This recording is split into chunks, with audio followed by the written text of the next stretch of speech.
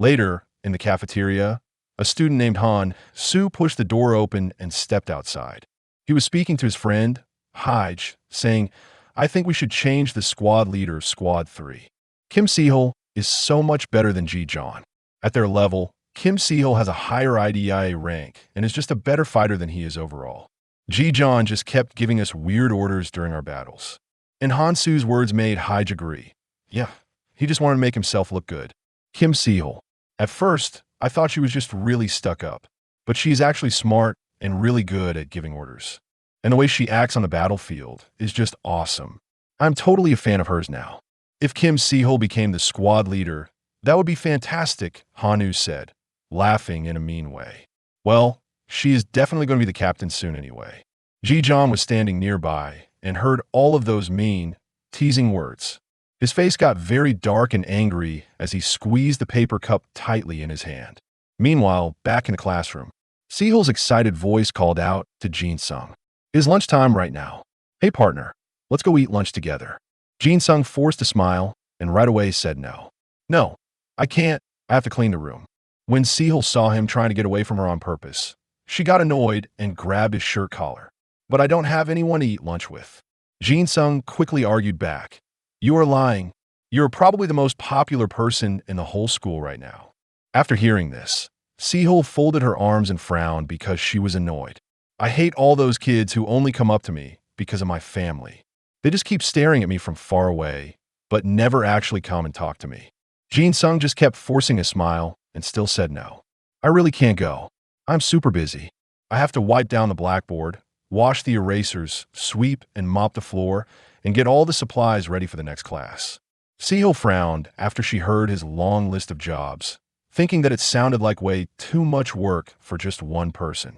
I bet that even the squad leader couldn't do all of that by himself, right? Jin-sung forced another smile and looked away from her. Yeah, that's right. She put her hands on the desk, and her face turned cold as she stared at him. No way. You're even doing the jobs that are supposed to be for the other squad leaders. Not just that, but it looks like you want to do it for the entire class, too. Jin-sung laughed a happy laugh and said, I only did it because I already finished my other jobs. Isn't it just more trouble if lots of people try to do it? Please don't get the wrong idea. His explanation just made the angry fire inside of her burn even hotter. She couldn't believe he thought she was misunderstanding. Follow me, she ordered. She grabbed his collar again and started pulling him, which made him ask in surprise, Where are we going? I already told you I'm busy. Sehul frowned and said, Where else do you think we are going? We're going to visit all those jerks who keep pushing their own jobs onto you. Jin-sung was shocked. What? Wait just a minute. I told you it's really okay. When they got to the dining hall, Sehul looked down at a boy named Young-hun and said, Hey, I need to ask you something. The girl sitting next to Young-hun looked at Sehul in surprise. Kim Sehul? What's going on? Young-hun asked in a calm voice. What do you want from me? Sehul frowned and asked him a question. It's true, isn't it? You are the person who is supposed to clean the squad for classroom. Right. So, why are you making the new recruit in our squad do your job for you? Young-hun heard her question, raised one eyebrow, and smiled a mean smile. Who? Oh, him? It's because he's just a dumb F. But before he could finish his mean word, Sehul raised her hand to cut him off. I don't want to hear any of your excuses. From now on, everyone should just do the jobs that they were given. Okay, it is really embarrassing for you to bully someone who is weaker than you, and I don't want to be around that. Do you understand what I am telling you? Young-hun's face turned white as he stared at her. Sehul then let go of the desk. If I ever catch you doing this again. You got it. He looked pale and very scared. He immediately said, Yes, I understand. I'm sorry. Sehul coldly pointed at Jin-sung and said, You should be saying sorry to him. Jin-sung forced a smile, not knowing what to say. Young-hun, even though he didn't want to, gritted his teeth and said, Sorry. Dumb F. I am finished with what I wanted to do here, Sehul said. Sehul then led Jin-sung away from the table. Sorry to bother you while you were eating, she said, flicking her chin up. Come on, new recruit. Let's go find the next person. Jin-sung said, Where are we going now? Didn't we already finish everything? She answered, Where do you think? We're going to see the homeroom teacher. Hearing this made Jin-sung shout in surprise. What? Wait, hold on a minute. When they got to the teacher's office, The homeroom teacher smiled at Sehul and said, "Oh, so that is what is happening with Jin Sung. From now on, I am putting you in charge of splitting up all the cleaning jobs." Jin Sung, unlike Sehul, who was covering his face feeling hopeless, responded with a lot of excitement. "Yes, sir." She quickly walked over to the group of students in her squad. "Okay, I'm going to give out the jobs for a squad now. Listen very carefully. From today on, you are in charge of the blackboard, and you will take care of mopping the floor. Do you understand?" She ordered them in a very strong voice. Two of the boys' students yelled out in surprise, "What?" One of them asked, "Why do we have to clean?"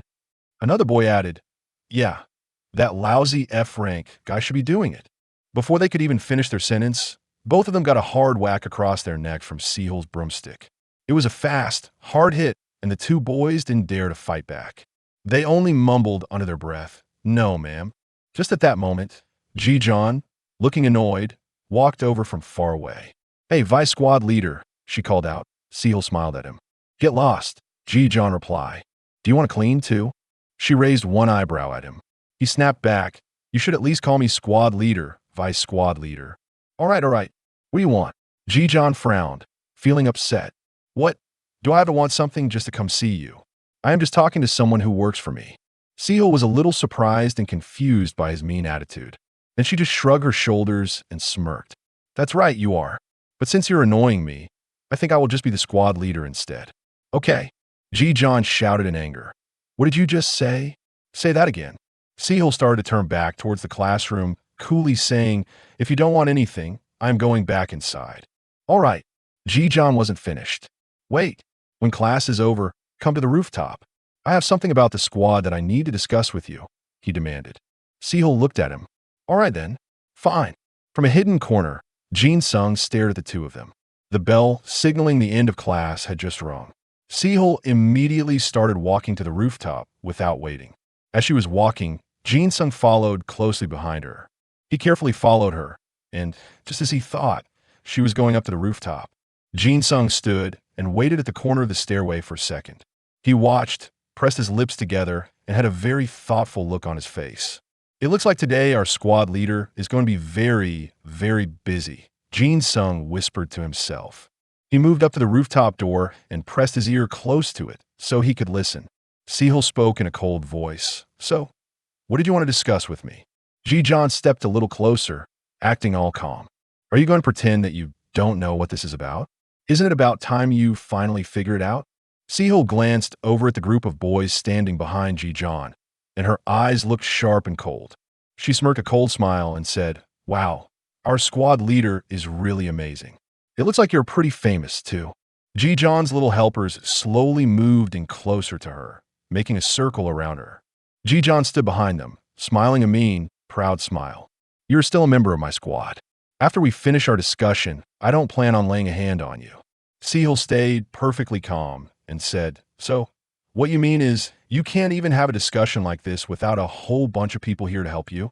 Is our squad leader always this pathetic and embarrassing?" Her words made Ji-John completely furious and drove him into a rage. He thought to himself, "It looks like we're going to have to teach this vice squad leader a lesson." Seon, who was all ready to fight back, pointed a finger at her own chest, looking super surprised. "Are you really planning to teach me a lesson?"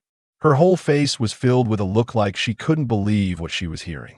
She glanced over at Ji-John, then pointed right back at herself, asking like she was totally confused. "You're going to teach me? Really?" Her acting this way made Ji-John get incredibly angry. He cracked his knuckles nice and loud and ground his teeth together, looking super mad. "You absolutely need to be taught a real lesson right now. I'm going to make you feel super sorry for acting so high and mighty." He might have called her Kim Si-hun, but she didn't seem to care one little bit, just folding her arms like it was no big deal. "Do you have some kind of problem with that?"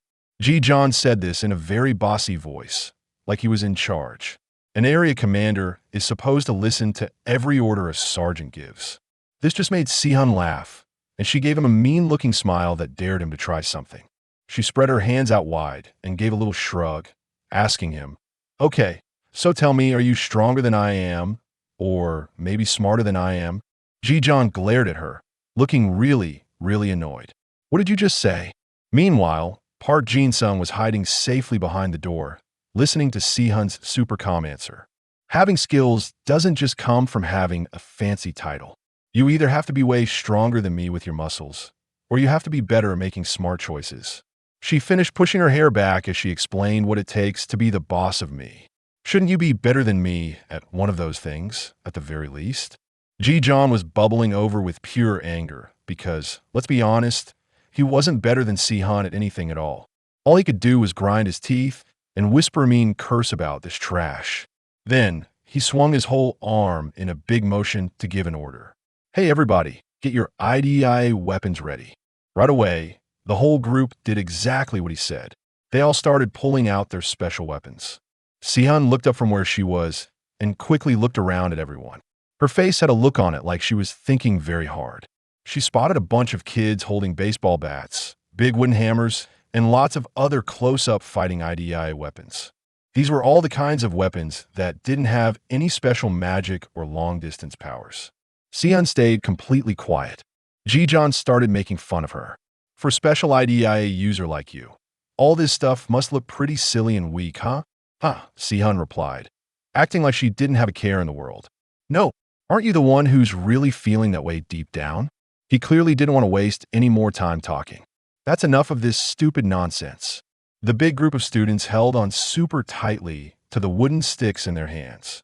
At this exact time, the whole school was pretty much empty and the basketball court had nobody on it. Even the security guard's room didn't show any sign of anyone being inside. Ji-John felt really sure that his plan was going to work perfectly.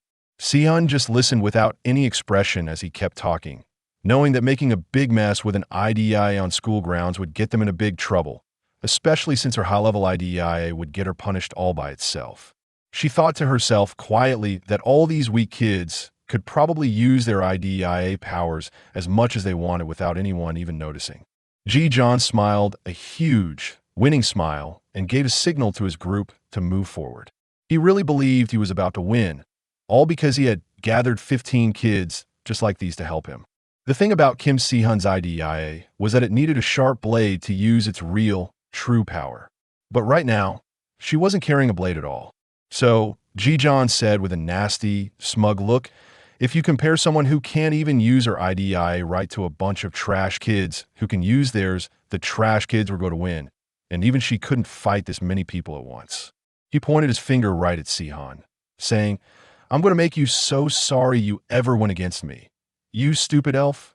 But instead of looking scared, Sihun just calmly tapped her fingers against the side of her face. All of a sudden, she asked a question that seemed to have nothing to do with anything. That boy, and Sunho, is super famous at our school, right? Don't you guys think about anything when you see in Sunho? Ji-John got extremely annoyed by this and just scoffed in a cold, mean way. What kind of crazy nonsense is she talking about now? Sihun took a couple of steps forward and kept on talking. You all know about my IDEIA's big reputation, don't you? So right now, here's the big question for you. She stopped for a second and then asked, what do you think my total overall fighting ability rating is? Even though not a single person answered her. The group of kids holding those wooden IDEIA sticks all took a step backward, looking really scared. When he saw this, Ji-John got even more confused and angry than before, yelling, It's all just a fake trick. Why are all of you getting scared by a sword fighter who doesn't even have sword?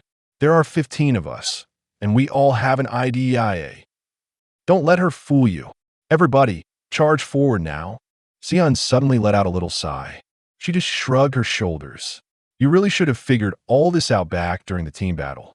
Ji-John felt totally insulted by this and squeezed his hands into tight fists. This absolute trash. Sihun gently tapped her own forehead with her fingers. Have you all forgotten the important stuff we learn about in class? A little horn suddenly appeared right on the spot where she had just tapped her hand. According to all the charts, one single person who is rank A is strong enough to take on 100 other opponents all by themselves. Suddenly, Sihun's power started to shoot up like crazy. That horn growing on her head was the special white jade goblin. It was a rank A IDEIA. Her total fighting power was rated AB. A rank. The person using it can make their body control the white jade goblin power. It gives them a special talent for goblin sword fighting. This makes them a pretty good expert at using a sword. She smiled a mean little smile, looking down on them. From rank A and higher, people think we have so much power that we don't even need to use guns. Usually, a person has to know how to beat tons and tons of enemies all by themselves just to earn that A rank. As soon as they heard this, the whole group started to pause and slowly back away. They were losing all their bravery to fight.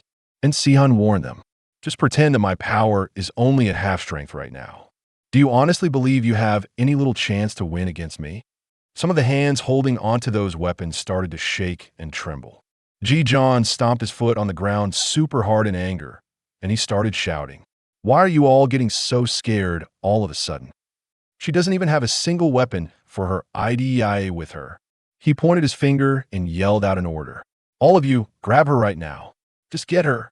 A boy named Minjun tried to swallow his fear, answering back in a small, scared voice. "Oh, okay, got it." His hand was shaking as he thought to himself, Kim Sihan really doesn't have any weapons. Minjun was the first one to charge in, swinging a baseball bat right at Sihan. "We can totally do this." Sihan stood perfectly still, not even trying to dodge or move out of the way. She just let the big bat swing down towards her. The bat got super close to her face, and then she suddenly said, "I like that you're curious, but you're coming at this in a really silly, simple way." All of a sudden, the bat just stopped, frozen in the air only inches away from her face. It couldn't move forward one more bit, and Minjun felt like some invisible power was holding his weapon back, making his face turn all pale. What is going on here?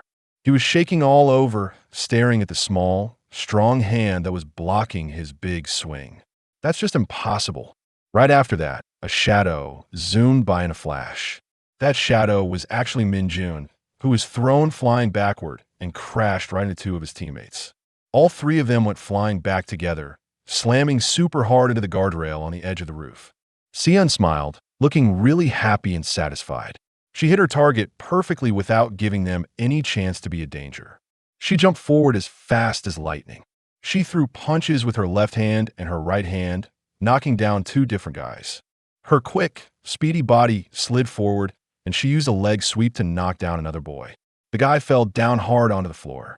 You couldn't even tell if he was awake or not, as she stomped really hard on the fallen guy's tummy, making his back smack the floor with a loud sound. In the pretty orange glow of the setting sun, she stood up tall and proud, enjoying her win over all the weak kids who thought she wasn't strong. Minjun tried really hard to get back up on his feet. There was a dull, throbbing pain stuck in his chest. How can she be this strong even without her sword? He felt like he had totally lost. He realized they were just nothing compared to an A-rank IDEIA user. And Sihan stepped forward, crouched down in front of him, and said, "You gave up way too soon. That's the reason why you will never, ever reach a high rank." Minjun snapped back at her, feeling super miserable. "What do you even know about it? You were just born special and chosen. Do you really think I'm not even trying hard? Someone lucky like you just can't understand." Sian got very quiet, listening very carefully to every word he said. Minjun let out all of his angry, sad feelings. "You're a born genius with a genius IDEIA. Do you even understand what it feels like to have no talent at all?" She felt a little bit sorry for him. "Yeah, I guess thinking that way is the only choice you have. But the real truth is, when I first started, my total fighting ability was only D rank." Minjun was completely and totally shocked. "What did you say? D rank?" Ji-John, who had been quiet this whole time, suddenly shouted out, "You were D rank? Don't you lie to us. Everyone knows all about your family." And he didn't believe her one bit. "If you want to play silly mind games, at least say something we can believe. Who would ever believe that someone like you has no talent?" "I agree. An A-rank IDEIA with only a D-rank total ability is just useless." But she just smiled and said, "I didn't even want to hold a sword, but my IDEIA power wanted it, so I just had to be the one who accepted it." Minjun and his whole gang got back on their feet, completely refusing to believe what she said. "No way, that's impossible. You're totally lying." Sian didn't care at all what they thought about it. "You guys will never, ever accept how much hard work I've put in." She looked down at her own hands and said like it was no big deal. But none of that really matters. Her hands were all covered in calluses, rough skin from training so much. "All the hard work I've done is proving how good it is right this very second. Ji-John didn't want to listen to one more word and charged right at Si-hun, screaming, "Shut up! Just shut your mouth." But then, just 1 single second later, that whole group was lying completely defeated at her feet, even when she didn't have a sword. Not a single one of them was a good enough fighter to be a real challenge. The bright sunlight was shining down on the metal railing. Every single other person had already been beaten up, except Ji-John was still left standing. He looked very cautious as Si-hun told him, "It looks like it's just you who is left." She looked over at the crowd of beaten-up kids and said, "Do you really think I saved you for the very last on purpose?" Ji-John ground his teeth together and whispered a mean curse. "I guess trash is always going to be just trash." Si-hun shook her head and said something kind of mysterious. "I can't use it to take care of you anymore." Ji-John seemed to understand what she meant by that. He made a nasty, sneering face. "Yeah, that's right. You're not getting away with this one this time." He started to taunt her. "Go on, try to take a swing at me, you little goblin." Right away, Si-hun felt like something was wrong or strange. She squinted her eyes a little bit. She was trying to figure out why he was acting so sure of himself. Does he still have some kind of secret trick hidden up his sleeve? She decided not to think about it too much and just accepted what was happening. Si-hun rushed forward really fast, throwing a punch and giving him a warning. "You better tuck your big stomach in." She just wanted to finish this and take him down. Her fist was aimed right for Ji-John's stomach. He laughed a little bit to himself. He looked pretty happy about it. "Huh, you've fallen right into my trap. Kim Si-hun, I just know you'll try to dodge a punch to the face. You're too scared of getting into big trouble." All of a sudden, it was clear that Ji-John's plan was to let himself get hit. He took a step back, bent his knees down, and thought, "I'm going to catch that punch right with my face." His tricky move made Si-hun start to sweat. She wasn't fast enough to pull her fist back in time. The punch was just tiny inches away from Ji-John's face. He smiled a mean smile, picturing her super shocked face if she actually hit him in the face. She would get suspended from school or maybe even kicked out, which seemed like a small price to pay for messing him up so badly. But with a loud pop sound, her punch smashed into a hand that blocked it right in front of Ji-John's face, leaving him totally stunned. Park Jin-sung had suddenly shown up, stepping right in between them and saying quietly, "Oh wow, that was really close. Your whole plan is ruined now." Ji-John angrily cursed at him. "You trash." But Park Jin-sung just smiled, trying to make things less tense, and said, "Your cute little nose really shouldn't get broken like that." Sergeant Park Jin-sung opened up his hand, and a few little broken pieces fell out from his palm, which had just blocked Si-hun's big punch. He stood up straight and brushed off his hand, while Ji-John angrily pushed himself up from the ground, yelling, "You piece of trash! What are you even doing here?" But before Ji-John could even get all the way up, Park Jin-sung stepped right on his hand on the ground, and then quickly said sorry when he heard a yell. "Oh, I'm so sorry, I slipped." He scratched the back of his head and asked, "Are you okay, Sergeant?" Ji-John glared at the whole world with pure hate in his eyes, growling at Si-hun. "You're the one who brought this trash here." Si-hun just casually pointed over at Park Jin-sung. "Me? Why would I ever do something like that? He just followed me here all by himself." When he heard her say that, Park Jin-sung felt a little bit hurt inside. "Oh dear me." Park Jin-sung cried just a tiny bit, feeling pretty sad. It seemed like no matter where he went, nobody ever wanted him around. The big fight came to a pause. Si-hun held back for a moment, thinking that she had sort of handled the situation. She had maybe changed Ji-John's impression of her, but then she turned to look at the rooftop door, remembering what just happened and wondering, did he really run all the way here from the rooftop in just a second?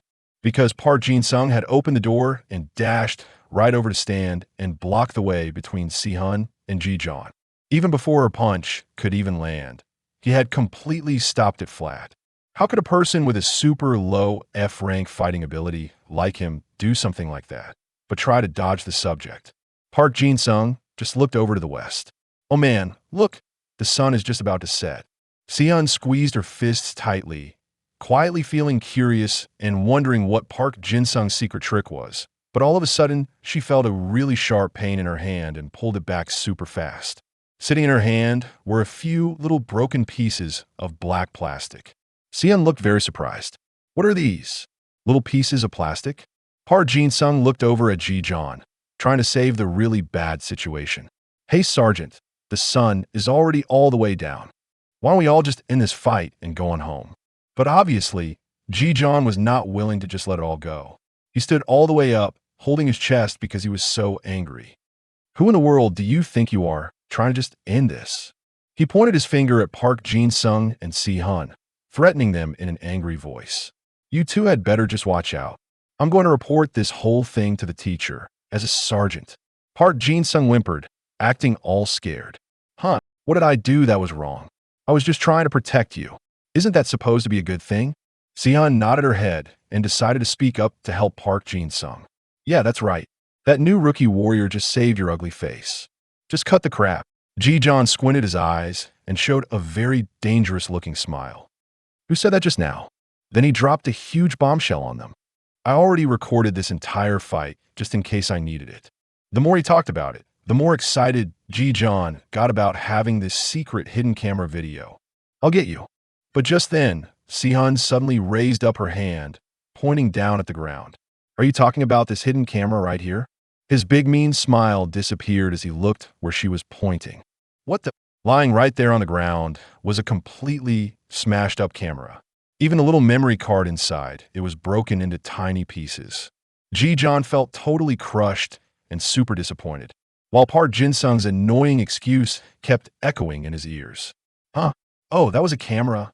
I just thought it was a little decoration. I'm pretty sure I saw you carrying it up here with you. He scratched his head and smiled a silly, sheepish smile. Sorry about that. I saw something stuck on the wall, and I thought it was just a shock absorber pad. I didn't realize at all that it belonged to you, Sergeant. Si-hun kicked the little broken camera pieces with her foot like it was no big deal and said, Well, it looks like the camera is totally busted. It seems like your big plan has just gone up in smoke. What I really want to know right now is, and then she spun around fast and grabbed Park Jin-sung's shirt. Hey, rookie, why did you jump in and take that hit for me? Park Jin-sung just stood there and didn't even fight back, making that innocent-looking face. He awkwardly raised his hands up in the air. I was just trying to help you out. Why are you treating me this way? Their friend, Do-han, looked really confused by all this. For a kid with an F rank, breaking an A rank's special installed camera, was that just skill? Or was it just pure luck? Min-jun decided to add his own thoughts. Park Jin-sung and Si-hun both turned to look over at them. Si-hun kept grabbing Park Jin-sung's collar, pulling him along with her over towards Min-jun and Do-han. Hey, you guys over there? Park Jin-sung was struggling to get free. Hey, if you want to go somewhere, can you please let me go first? Min-jun looked a little bit scared, and he started to stammer. Miss.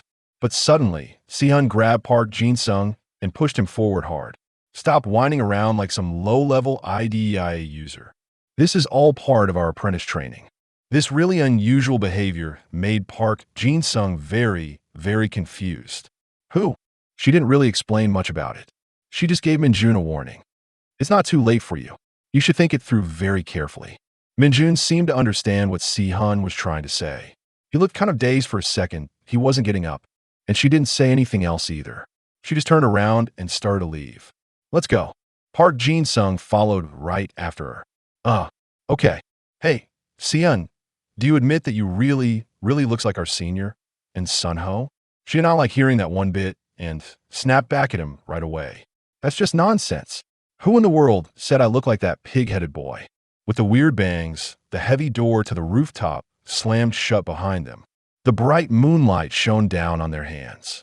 The group of beaten-up kids hung their heads down, feeling totally hopeless. Ji-John cursed under his breath. Damn it all. And that's the end of the rooftop scene. The whole scene changed to a very dark, dim room. You could see a hand gripping a sharp dagger tightly. A really terrified scream echoed all around. The floor was all stained and messy with blood. The person who was hurt begged, please spare me. The light from the moon lit up the room a little. Scary shadows were cast all over the blood-stained wall. A young man holding a knife took a step closer. The victim waved his totally mangled arm around like crazy, feeling so panicked he couldn't even speak. Don't you come any closer. That person just looked at the poor, bloodied young man. You're a monster. You're a total monster. The awful scream echoed through the room one more time. A spray of blood splattered all over the door. The young boy kept walking, his feet bleeding so much that they left red, wet footprints everywhere he stepped inside the house. A quiet voice whispered something strange, saying, "You and your uncle are exactly the same, just like two pieces cut from the same blanket." It was a big surprise to see that the boy was actually a young Park Jin-sung, who replied in a cold, chilly voice, "That's right." But nobody said anything back to him. He made a scary, mean smile and asked the question one more time, "Isn't that true, uncle?" And then it was back to the real world. An alarm clock started beeping very, very loudly. Park Jin-sung's eyes flew open as he woke up suddenly, feeling super scared. He looked at his clock, and it showed it was 6 o'clock in the morning. The alarm just kept on ringing and ringing, not stopping at all. He put his hands on his face, which was very pale, and his eyes looked all mixed up and confused. The first light from the morning sun was softly shining into his room. Park Jin-sung mumbled to himself, his head hurting, "Oh no, I had that same dream again." It was early in the day, and the warm sunshine covered all the streets outside. While they were walking, Kim Si-ho looked over and saw Park Jin-sung's face, which looked really pale and like he had no energy at all. She stopped walking and asked him, sounding worried about him, "Aprenica, why do you look so strange today? Is there something bad happening?" Park Jin-sung tried hard to make a smile and wave his hand, like it was nothing. "No, it's okay. I'm just feeling a little sleepy." "But where are we going right now anyway?" Kim Si-ho looked over at the sergeant who was leading their group and said, "I don't really know for sure because the teacher only talked to the sergeants. But I heard he was given to the first aid classes, so maybe we're going there." The whole group kept moving forward in a nice, neat line. You could hear the clack, clack, clack sound of their boots hitting the ground. One of the students asked with a curious voice, "But why are we even going outside?" Another student answered back, "I have no idea either." After a while, Ji-John stopped right in front of Big Bank Building and held up his hand to tell the whole team to stop walking. When they saw Ji-John's group, a guy who was already waiting there spoke up. "We are here." The ponytail girl standing next to him asked a question. "Are you guys from Honda High School?" The guy in the blue shirt just smiled. "This is the very first time I've ever seen kids from Honda High." Shu, the girl who was standing with two other people, smiled and lifted one eyebrow, asking them, "You're not late, are you?" The way they were making fun of them really bothered Ji-John's pride, and he scrunched up his eyebrows really tight. Ji-John took a step closer, his face looking dark and angry like they had insulted him, and he said, "Who in the world do you guys think you are?" Shu just looked at him like he was a funny monkey in a zoo, showing him exactly what she thought. "I would much rather be watching Kim Si-ho than talking to you. I heard that she's super beautiful and also a total genius." Because he felt like she was looking down on him, Ji-John got even angrier. "Kim Si-ho is my squad leader. If you have something you want to say, you should say it right to me." Shu made a mean little laugh. "Oh wow, is this that silly ranking system I heard about a while ago?" The girl standing right next to her added her own comment. "This army game they're playing looks so ridiculous." Shu kept making fun of him. She copied his voice and said, "He said, say it to me. Who does that guy really think he is?" Ji-John's pride was really hurt now, so he started waving his hand around to show off. "I am a second-year student at Honda's Special Training High. I'm in Squad 10 in the 3rd platoon. So now I'm asking you, who are you?" The ponytail girl teased him, and Shu shot a comment right back. "How are we supposed to know who you are, Sergeant?" Ji-John's list of insults was very small. He only had one thing he ever said. "You trash." Shu shouted back at him loudly. "What did you say? Trash?" Just then, a hand came down and rested on her shoulder. A person behind her was stopping her. "Hey, don't make a big messy scene in front of another school." A foot wearing sneakers stepped out, and the person started talking for Shu and her friend. "Sorry about that. These kids are just a little emotional right now." This person was Lee Sunghwa talking to them. Everyone watching gasped. "He is so handsome. Who is that guy?" Sunghwa politely greeted them, and then introduced who he was. "We are from Sivon High School." He gave them a very warm smile. "It's nice to meet all of you, Honda High classmates." But Ji-John just shouted and angrily pushed Sunghwa's hand away. "Stop pretending and tell us what's going on. You trash." The guy in the green shirt got really mad and scolded him. "You bastard. You." But Sunghwa just smiled to help his classmate feel calm again. "Calm down, everyone." Right at that moment, Kim Si-ho walked closer to them Sergeant, stop what you're doing right now. She gave John a very mean look, warning him to stop. Can't you see that our training attendance score is going down? John looked away, feeling annoyed, while Kim Si-hul gave a cool look over at Sungwa and the other Sivan High School students. You too, Sungwa said, looking at Kim Si-hul with very curious eyes. Are you Kim Si-hul? He was still wearing a smile that looked like he couldn't hurt anyone, and he had a very gentlemanly charm. He pointed at himself and said in a happy voice, "It's so nice to meet you. I am Lee Sungwa." Kim Si-hul looked at his hand, feeling a little tired of all this. She did not shake his hand and instead just asked him, "Our team came all the way here for first aid class. But why are kids from Sivan High here instead of the instructors?" She asked, tilting her head. She added one more question. "Can you please explain what is going on?" Sungwa smiled a big, bright smile. "We are the first aid students that you're looking for." He introduced his little group of 4 people. "We are the Sivan High School second-year first aid class. We are all really excited about being here today." The 2 groups of students stood together in front of the NAR bank, even though none of them understood why this place was called a bank. After everyone got together, they all walked inside the building, and they only just heard about this class being split with Honda High School. As they opened the bank door and started to step in, one person said, "I guess both of our schools must have a good relationship with this bank. It seems like a better idea to tell us about the joint class with the 2 schools here." Inside the bank, they saw a very serious-looking guard in a black suit who was standing there on watch. The bank itself looked pretty nice and decent. Someone took a look all around the room. "It looks like they saved this whole place just for us, since there aren't very many customers here." The guards walked forward to say hello to them. "You must be the students who are here for the internship program." When the group saw how big and muscular the guards were, they were very impressed. "They are so tall and strong. Is this how powerful all the security staff people are?" A woman's shoe stepped forward, and the person wearing it began to introduce herself. "Hello, we are the second-year students from Squad 10, Company 3 of Hana High School." Kim Si-hul, who had a big sword hanging over her shoulder, stood up very straight. "I am the team leader, Kim Si-hul. I am looking forward to being here today." One of the security guards made a comment. "She is very young, but she acts very mature." And some of the other people laughed. "Really?" Kim Si-hul just ignored their teasing attitude and kept her face very serious. "If there is anything at all that we need to do today, please just let us know." The security guard laughed out loud, and it was easy to see he thought this was funny. "Kim Si-hul, I think I already like you.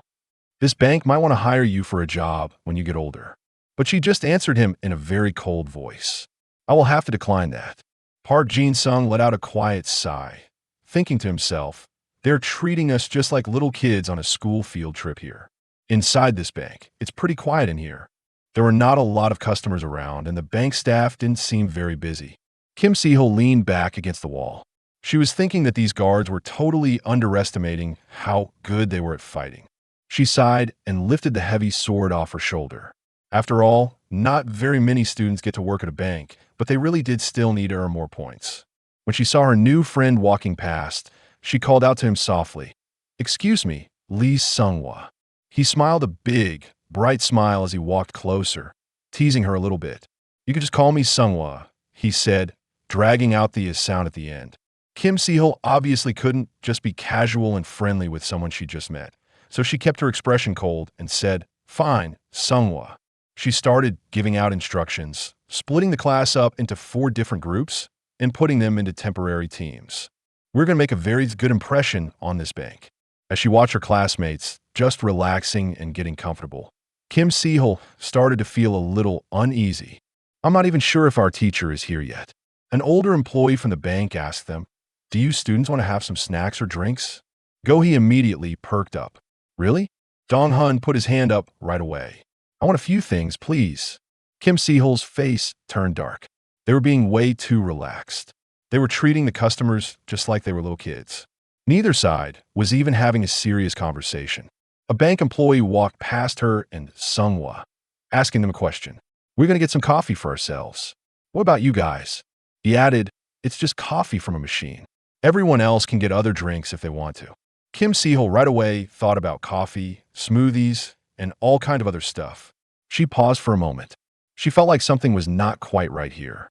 She let her sword rest against the wall and stepped forward with a happy look to ask, "Really? We can have anything at all?" The bank employee seemed to relax. "Oh, of course." At the same time, in a different corner of the bank, Park Jin-sung was leaning against the wall, making a quiet comment. Everyone is just chilling out and relaxing. He was complaining to himself about not having much to do when, all of a sudden, someone showed up. "Greetings." "Oh, hello." Someone got a little too close. This made Park Jin-sung feel a bit scared and awkward. "Who?" "Oh, hello. You were standing with Kim Se-hol a little while ago, right?" Park Jin-sung needed a few seconds to figure out who this person in front of him was. He guessed that this must be the Sivon High School student, Lee Sung-hwa. How did he even know I was with my senior, Kim Se-hol? A quick thought popped right into his mind. He thought he knew the reason why Sung-hwa was here. Park Jin-sung smiled in a friendly way and asked, "Do you want me to move out of the way so you can go check on Kim Se-hol? That's my specialty, you know." But surprisingly, Sung-hwa waved his hand. No, it's not like that at all." Park Jin-sung pretended like he had no idea what was going on, saying, "I don't look like someone who is easy to bully. Or, do you want me to go buy you some bread? I didn't bring any money with me today." Sung-hwa laughed and said, "No, I don't need any bread." Park Jin-sung was very confused now. "Not bread? Then what is it you want?" Sung-hwa gave an answer that really got Park Jin-sung's interest. He looked at Park Jin-sung for a long time, and he dragged out his words on purpose. Sung-hwa smiled a big, bright smile and asked, "Do you want to get something to drink?" He pointed with his thumb behind him. "There's a vending machine right over there." Park Jin-sung nodded his head just a little bit. "All right then." He looked around quietly, wondering if he was supposed to tell the sergeant or the squad leader, but he saw all his classmates were just relaxing and not on guard duty. He figured it was probably fine to go. When they got to the vending machine, the two of them picked out their drinks. Clack, clack, clack. A can fell down into the little tray at the bottom. Park Jin-sung reached his hand in, grabbed the can, popped the top open, and took a really big gulp. It was a can of soda. After that one sip, Park Jin-sung breathed out, feeling comfortable. "Ah, so cold." Sung-hwa laughed a little. "Park Jin-sung, you seem way too relaxed and carefree. Are you some kind of secret super strong A student at Honda High or something?" When he heard that, Park Jin-sung almost spit out his drink. He just laughed and tried to avoid answering the question. "I'm just pretending to be all carefree and relaxed." Sung-hwa thought to himself. He seems to stand all by himself, away from his classmates. He doesn't really seem to fit in with them. So why is he acting so carefree? Park Jin-sung didn't care that Sung-hwa was trying to figure him out, so he just pretended to smile like he didn't know anything. "That's just my motto for life." Sung-hwa did not give up and asked him another question. "Are you really that naive? What is your overall combat skill level?" Park Jin-sung acted all cool and answered him with a lot of confidence. "It's level F." He was so calm about it that it made Sung-hwa ask, "Huh? Are you lying to me?" Park Jin-sung could see that Sung-hwa did not believe him. Park Jin-sung held up 2 fingers, laughed, and said, "My IDEIA is also level F. I am the F-level doubles champion." Sung-hwa was even more doubtful now. "You were just messing with me, right?" Park Jin-sung just shrugged his shoulders and smiled. "No, why would I ever lie about that?" Sung-hwa looked at him, feeling very puzzled, and thought, that's even weirder. So why is he so relaxed about everything? Park Jin-sung finished the rest of his drink and casually tossed the empty can. "So, what are you trying to say to me?" The can hit the wall, bounced off the side of the vending machine, and landed perfectly inside the trash can. Sung-hwa shook his head, his mouth wide open because he was so amazed. He pointed right at the trash can and asked, "How did you just do that?" "That was amazing." Park Jin-sung felt a little itchy being questioned so much. "What?" he answered, trying to act natural. "I just tossed the can." But in Sung-hwa's eyes, it looked like a miracle. "No, that was totally awesome." Then Sung-hwa raised his own hand to take aim. "All right, I'm going to try it too." Park Jin-sung cheered him on. "Go for it. You got this." Unfortunately, the can flew right past, missed the trash bin completely, and just fell on the ground. Sung-hwa had pulled his foot back way too hard. Park Jin-sung made a dry comment. "You don't have very good reflexes either." "Huh." Sung-hwa bent down to pick up his can. "I am really weak in combat. That is the reason why I chose the emergency path." Sung-hwa stepped up close to the trash bin, said, "But you told me you are an F rank." Sungwa threw the can into the bin and then asked curiously, how can an F-rank student possibly survive in the combat class? When he heard this, Park Jin-sung put his hands on his hips and laughed out loud. He was not embarrassed at all to share his secret. And I'm lucky too. Then Park Jin-sung stepped a little closer to Sungwa. He asked excitedly, so what's your IDEIA? Sungwa hesitated for a moment. Me? I am. He whispered his answer right away. Swish. His whole hand changed and turned into a sharp, shiny sword. His hand became a blade. His IDEIA was rank C+. His overall combat skill was C. It can transform my hand into a sword. Park Jin-sung looked at it very carefully. He honestly told him, your IDEIA is really, really good. It has lots of potential to grow even stronger. But Sungwa just looked sad. I've heard people say that a lot, but it has never leveled up, not even one time. He changed his hand back to normal and then squeezed it into a tight fist. Park Jin-sung figured out what he was thinking. You want to transfer into the combat class, don't you? So you were curious about how I managed to survive. Boo! Sungwa awkwardly scratched the back of his head. Oh, yeah. Park Jin-sung's expression turned a little bit dark. It was hard to tell what he was thinking, but he suddenly said, the emergency path is way better. You get to save people. I think that is so much better than an IDEIA that only knows how to fight. Someone nervously scratched his neck. He felt a little better after hearing Park Jin-sung's nice words. Really? Park Jin-sung bit his lip because he was feeling so envious. Of course, he said, and then he turned and patted Sungwa on the shoulder. You should be more confident and carefree. Park Jin-sung quickly let go of his shoulder, feeling very bitter on the inside. I'm so jealous. If only my IDEIA could save people. That would be so great. To hide how he was feeling, he turned around. He turned and started to walk away. Let's go back now. A little while later at the NAR bank, Teacher Shin, who was dressed in red sportswear, walked over to meet up with the other teachers. He said sorry for being late, but the 6th grade homeroom teacher was already waiting and didn't even scold him. He just told him that the kids had already gone inside the bank. Then he pulled out the files for grading the students, and the middle school teacher Hen was also grading them. Teacher Shin was very surprised. But I haven't even seen them do anything yet. The 6th grade teacher said, it's fine. Just grade them really quickly. Teacher Shin just shrugged and gave higher scores to the normal, average kids who seemed to have good potential. After all, they must have learned something while they were in the bank. This was just a training session that they had to do, just a formality. Teacher Shin praised the other teacher. Wow, I have learned a lot from you. The 6th grade homeroom teacher laughed a big, hearty laugh. Luckily for you, you're a pretty straightforward guy. The sound of pens scratching back and forth on paper filled up the room. After they finished all the grading, they decided to go grab some coffee. The score sheet, which was totally blank at first, was now all filled in. It said, high in D+, Bakuno de mais QE D+, C bong F.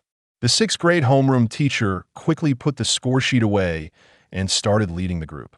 I know a place that makes great coffee, he said. Teacher Shin got all excited. Wow, I will follow your lead then. The homeroom teacher smiled. I just know that middle school teacher Hen is going to enjoy this. Back inside the bank building, the whole place was pretty calm and peaceful. The guy who was told to stand guard at the door complained to Gohei. Standing here is so tiring. Gohei nodded her head, agreeing with him. Yeah, nothing really happens here anyway. So the guy made a suggestion. Sergeant, if you lose at rock, paper, scissors, you have to buy the drinks. Gohei laughed. Deal. Let's play right now. They started to play their game of rock, paper, scissors. The guy chose scissors. Gohei chose rock. They were so busy playing that they didn't even notice the group of armed people walking up to the door outside. Dong-hun was walking by while eating a snack and warned them, hey, someone is coming this way. At the same time, Gohei asked the guy, so, what are we going to drink? The armed group got even closer, and voices from inside could be heard. Whoa, look at those outfits. Is it a cosplay group or something? Ji-John looked outside, feeling very surprised. What kind of clothes are those? All their talking made the security guard pay attention, and he looked outside the door. As soon as he looked, he dropped the coffee cup he was holding and ran super fast out the door. Dumb it. The guard reacted so quickly, shouting, you students, with reflexes as fast as lightning. The guard made it to the door in just 2 steps and moved to the side. At the same time, the black-haired guy and Gohei still had no idea what was going on. Huh? What's happening? The guard instantly pushed the black-haired guy backward, yelling at him to get out of the way, while the guard stood his ground to block the bad guy's sword strike, which made a loud bang. He quickly pulled out his own IDEIA to block the opponent's attack. His double-section staff started to get harder and harder. It was a C+ rank IDEIA, and his total combat skill was AB. His staff got tougher with every single clash as he blocked the intruder's giant sword. The guard shouted as loud as he could, "Run to the back door." The students were all terrified, their faces white with fear, and they moved very slowly. They whispered, "What is going on? What is this? Is it a monster? Is this just some kind of training?" The intruder who was now in the bank spoke in a deep, scratchy voice.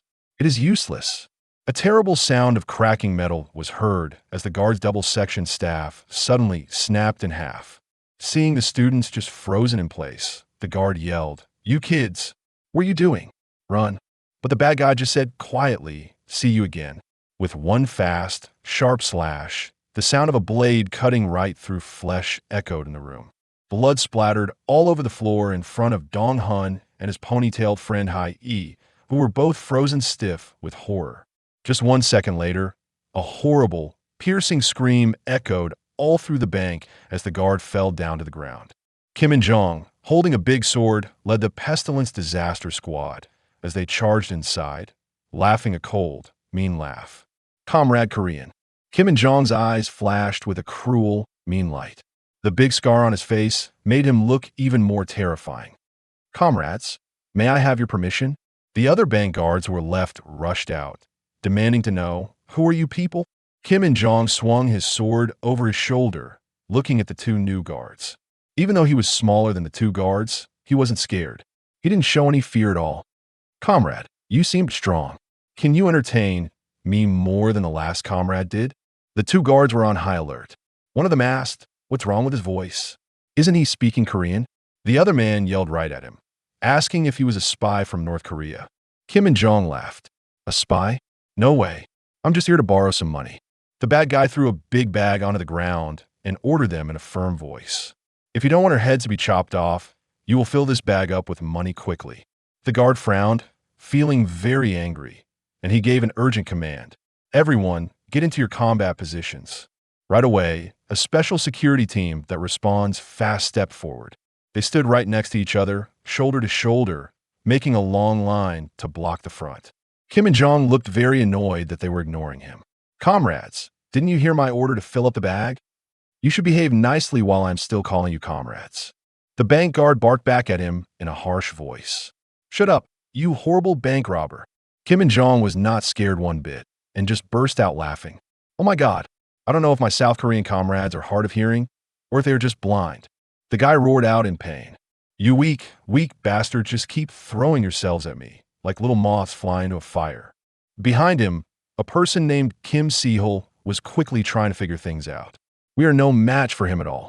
His energy is so much stronger than normal people." Just like he said, they're all just like moths rushing right into a fire. The bank guards did not back down. They summoned big steel shields and gave a strong command. "Block his sword. Press him down. Stop him. The students are right behind us." Kim Sehul was extremely worried. She was thinking that they were all going to die for no reason. She quickly reached out her hand to try and pull the guards back, telling them to retreat right away. Kim and Jong swung his giant blade down, smashing the steel shield into tiny pieces. "Comrades, you are blocking my way." Kim Sehul's eyes got super wide with horror as she watched the terrible, awful scene in front of her. The bank guards all fell down into big puddles of their own blood. The screams of the people who were still alive echoed all around the room. Ji-John turned pale white with fear and leaned far back. "Are they dead?" Someone just slumped down onto the floor. Kim Sehul swallowed very hard. He took down a B-rank defense IDEIA with just one single hit. That shield was pretty strong, but his attack went right through it. Kim and Jong was starting to feel bored, since this had just been a one-sided massacre so far. "Is that all you've got? You guys are way too obsessed with peace." He flicked his hand, wiping the blood off his big blade. "Using useless guards like that. Kim Sehul silently judged that this gang leader's overall combat skill was at least an A rank. He is one of the strongest people here, she shouted to make everyone feel better. Everyone, pull yourselves together. Quickly. She turned around to her classmates and gave them a clear command, hurry up and hide. The students all turned pale with fear. Their arms and legs felt weak, but to save their lives, they forced their bodies to move. Someone shouted out, and everyone started running toward the big table. Kim and Jong didn't even chase after them. He just laughed, deciding to tease them a little bit. Are you guys planning to become bank employees now? Should I help you all get some waiting tickets? Kim Sehul decisively stretched out her hand and ordered everyone to summon their IDEIA. From this moment on, the sergeants will be in command of their own squads. Rustling sounds filled the air as lots and lots of waiting tickets were pulled out very fast. Kim and Jong kept pressing the button to get more and more tickets. He was still smiling. Can I please take a little bit of money? He joked. Jong Han and the other classmates hid behind the table. He held his head with his hands, full of fear, wondering why this was even happening. Another friend was a little better off, holding a stun baton, but he was trembling all over his body. Kim Sehul stayed calm and kept giving commands. Do not lose hope. We have to hold on until the police or our teachers can find us. Kim and Jong kicked the big black bag forward. Hey, Koreans, don't be so cold to me. Aren't we all supposed to help each other out? Kim Sehul narrowed her eyes, feeling very worried on the inside. What should I do now? She was not sure if she could fight him all by herself. The other jerks standing behind him looked really strong, too. Kim and Jong spoke up one more time. Our bag is a little bit empty, so we want to find some help. Is this bank really this cold to all of its customers? The guy looked at Kim Sehul behind the counter and asked, What is your comrade name? You seem very brave. She replied, Kim Sehul. Kim and Jong carried his sword on his shoulder, smiling in a way that he thought was friendly. So very brave. Comrade, why don't you answer my question? What do you think I should do to get money from all of you bank employees? Kim Sehul tried to buy them some time, even if it was just a tiny little bit. She dodged the question on purpose, trying to figure out the situation, since the guys robbing the bank were not dressed like spies. Are they some kind of escapees from North Korea? She wondered, looking at him. She did not see a poor man. She was curious. Maybe his goal wasn't really money. Was it? Kim and Jong was getting annoyed from being called a spy all the time, so he quickly explained. You keep calling me a spy, this and that. Maybe I should introduce myself to you first. Kim Sehul felt very uneasy. Huh, she thought, feeling surprised. A criminal is actually daring to tell us who he is? Kim and Jong casually raised his hand to introduce his whole group. I don't know if you have ever heard of us, but we are the Great Catastrophe Corps. Kim Sehul was startled. Her eyebrows furrowed together very tightly. That's Pest. They have a mysterious place they operate from. Nobody knows their history, and they don't have a fixed uniform. It's a gang that doesn't care about race, class, or rank. Pest is a terrorist group that acts against all of humanity all over the world. Wherever they go, not even a single ant is left alive. They are an extremely mean and ruthless gang. Their only known trait is that no one survives Pest. The blue-shirt boy from Sivon High School trembled with fear. Pest. He turned pale white because he was so horrified. Do they even have people up in North Korea? Kim and Jong was not happy with how they were reacting. He raised his foot to stomp on the order slip and said, We are the Great Catastrophe Corps. Why do you comrades keep calling us Pest? You Koreans are just too westernized. Anyway, now that you understand, hand over all the money. Jong Han collapsed down to the ground, just mumbling Pest. Meanwhile, the girl who was holding the stun baton walked closer to the large bag and said, Put the money in. We just need to give him everything we have. If we do that. She suddenly stopped talking because she had just seen Kim Sehul start to transform. Kim and Jong looked amused, as if he had just found something very funny. He laughed out loud. Well, that is surprising. Stone horns started to sprout out from Kim Sehul's forehead. She instantly went into her combat mode. Her expression became cold and like she didn't care about anything. She quickly warned all of her classmates. Everyone, stay completely and absolutely calm. He never promised that he wouldn't hurt us after he takes the money. Kim and Jong looked at her with a lot of interest. Stone horns. Stone hair. Ah, I get it now. Kim Sehul stepped away from the bank counter. He knows about my family, so this will be easy. Let's fight. Even though she said that, she was really worried that if all his soldiers charged in, there would be no hope left. She had to find a way to trick him into a one-on-one fight because he was the leader. Kim and Jong smiled because he appreciated this. All right, you are pretty smart. I'm sure you're wondering if I'm being fooled by you. Kim Sehul said, I am just a student. You're not going to gang up on me, right? Right behind the desk. He was curled up in a ball, shaking with fear. Kim and Jong snapped his fingers, signaling to his henchmen that they should not interfere. Fine. I like that courage you have. But it's not really surprising. You come from that crazy goblin family, so you have to be a little crazy too, right? Seeing that he still wouldn't agree, Kim Sehul tried to provoke him. You have talked long enough. Are you going to fight me or not? The terrorist Kim and Jong just laughed. What a cute little challenge. The guy slammed the hilt of his sword down on the floor with a sharp clack. He flashed the terrifying smile of a true swordmaster. All right, I accept your challenge. Goblin. Kim and Jong raised his huge sword, pointing it straight at Kim Sehul. Charge ahead, little girl.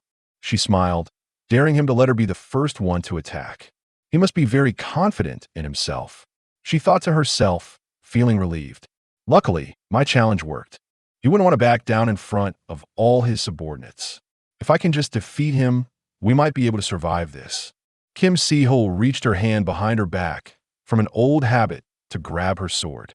She was still thinking that she had to win this fight, no matter what. But very unfortunately, there was nothing there for her to grab, which made her panic a little bit. Kim Sehul froze for just a few seconds. Where was my sword? A quick memory flashed back into her mind. She had put her sword down against the wall during their break. Why did that bad habit have to come back now? She thought, as she panicked and looked behind her. Kim and Jong's face turned dark as he started his attack. Girl, where are you looking? He swung his sword in a sharp, horizontal strike. If she wasn't going to attack, then he would go first. Luckily, Kim Sehul reacted super-duper fast and leaned her body all the way back to dodge the blade.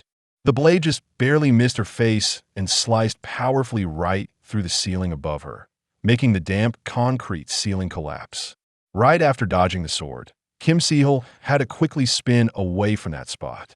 She had barely escaped death. She looked at the big pile of concrete, her face pale. If I had been hit even one time. Just then, an idea flashed into her mind. There was something here she could use. Kim Sehul grabbed a great big chunk of concrete and threw it straight at Kim and Jong. And then she jumped up, using it just like a surfboard. She had something she could use now. Kim and Jong sensed a strange kind of energy coming from behind the concrete block. He was a little bit surprised, but he spun around very quickly, slashing hard to shatter the concrete block, trying a sneak attack. Where is all that courage you had earlier? Spotted. Kim Sehul jumped backward, landing safely on the ground. Damn it. Kim and Jong glanced over as she kept dodging his attacks. He mocked her, flying all over the place. Are you a goblin or a flying squirrel? While he was taunting her, he kept swinging his giant sword over and over without stopping. Kim Sehul had no weapons and had to count on her quick, agile footwork to dodge everything. Hiding behind the trading desk, the guy from the first A team scratched his head and made a comment. She's fighting that big boss. With a mirror? Jong Han praised her. Kim Sehul is amazing. So the whole group started to cheer loudly and continuously for Kim Sehul. Their cheers echoed all through the office, getting louder and louder. Park Jin-sung was hiding deep inside. He was completely speechless, his mind spinning all around. This was definitely not the right time to be cheering. What should I do? He was hiding with Lee Sung-hwa, who said in an excited voice, I know why she's so famous now. She's fighting the boss of Pest. Park Jin-sung turned to Lee Sung-hwa and put a hand on his shoulder, saying, this kind of situation doesn't need strength. Park Jin-sung spoke in a very serious voice. We have to run away right now. Lee Sung-hwa looked very confused. Run now? But which way do we go? Park Jin-sung looked all around the room. Then he looked up at the big ventilation pipes. Climbing up there would be the best plan. Or the bathroom, a closet, under a desk, anywhere that's hard to find. Outside, Kim Sehul was still dodging Kim in Jong's giant blade. Park Jin-sung told everyone, we have to try and buy as much time as we possibly can. But just as he finished saying that, Kim Sehul was slammed hard in the stomach by the flat of the blade. She was thrown all the way backward by Kim In-jong's incredible force. Kim Sehul fell hard onto the ground and struggled just to sit up, leaning back against the glass. Kim In-jong stepped forward with his blade, making a mean, sneering face. I think it is time to end this little cat and mouse game. What do you think about that? Kim Sehul grabbed her stomach, and she started coughing up bright red blood. Her classmates started to panic. Kim Sehul lost to him. Who here is stronger than Kim Sehul? We are all doomed. Kim In-jong pointed his bloody blade right at Kim Sehul. He looked disappointed, asking, "Girl, is that really all you've got?" She actually smiled and said, "Maybe it is. Why don't you come and check me out?" He grinned, feeling like this little game should finally end after all this time. She is still such a troublesome woman, Kim In-jong thought. Just as he lifted his giant sword up high from somewhere behind him, Park Jin-sung suddenly slammed his hands on a table and shouted out, "Everybody scatter! Go!" This happened right now. Immediately after he shouted, before any of the students could even figure out what to do, they just thought, "What is going on here?" Then, Park Jin-sung grabbed Lee Sung-hwa's shirt and started running as fast as he could, yelling, "I'm running this way." Jong Han saw what was happening and was totally shocked for a quick second. After that, he and all the other classmates started running as fast as they could toward the emergency stairs. "Run!" One girl yelled as she ran up the stairs, screaming at the top of her lungs while big tears streamed down her face. Jong Han was doing the exact same thing, running for his life and cheering them on. "If we get caught, we'll dumb." Thanks to all the sudden messy chaos, Kim In-jong had to pause his attack. Because Kim In-jong paused, Kim Sehul was able to escape being killed right then. The big bad guy, Kim In-jong, just scratched his head. So, they all decided to run away pretty quickly after all. He turned to his teammates and asked them, "What do all of you think?" One of the comrades, his team members, replied that they only follow his orders. Absolutely. No one is allowed to act all by themselves. Another person then asked him, "What is your order for us, comrade?" Kim In-jong commanded, "Arrest all the friends of that little rat bastard." The soldiers, who were all wearing masks, respectfully followed his command. "Yes, comrade." After they finished talking, the whole group split up into smaller teams to go chase after the students who had just run away. Kim In-jong was feeling very curious. He was watching that one comrade, Park Jin-sung, acting so differently from everyone else. But all those other stupid South Korean comrades didn't even move a single muscle. If that little goblin girl keeps dragging this fight out, where are all those other kids going to run off to? He could hear the thump, thump, thump of footsteps echoing on the emergency stairs. He came to a conclusion. They're all going to be caught sooner or later. Kim Sehul wiped a little bit of blood from the corner of her mouth. She was feeling very confused, thinking he ordered his people to go catch them. So, does that mean he doesn't actually plan on killing any of them? She pushed herself to stand up tall, continuing to face Kim In-jong bravely. If that's true, then I can definitely buy everyone a little bit more time. Kim In-jong smiled because he thought this was funny. "I really like your toughness. You have certainly proven to be a much more useful girl than I first thought." Then, all of a sudden, he spoke again. "So, do you want to join me?" Kim Sehul immediately waved her hand to refuse his offer. What the hell? Absolutely no way. Kim In-jong just raised one of his eyebrows and advised her, "You really should think about it again. Women are always lining up just to be with me." Kim Sehul showed a look of total disgust on her face. "How can I possibly trust a terrorist bank robber like you without any evidence?" Kim In-jong finally started to properly introduce himself. "Oh, I completely forgot to introduce myself." He proudly told her his full name. "I am Kim In-jong." Kim Sehul was so startled that she took a step backward. He just smiled and shared his special nickname. "I am the son of Korea." This time, Kim Sehul really did turn pale white with fear. Kim In-jong, the greatest leader of Korea, the commander of the greatest Korean army, the greatest Korean politician, the owner of the very strongest IDEIA in all of Korea. He was a real monster who had all of those titles. Kim In-jong revealed, "I have way too many things to worry about, being such a young son. I really need a very talented wife to be right here by my side." Kim Sehul started to panic and thought, "No, this can't be real. Why would Kim In-jong himself personally come to rob a simple bank.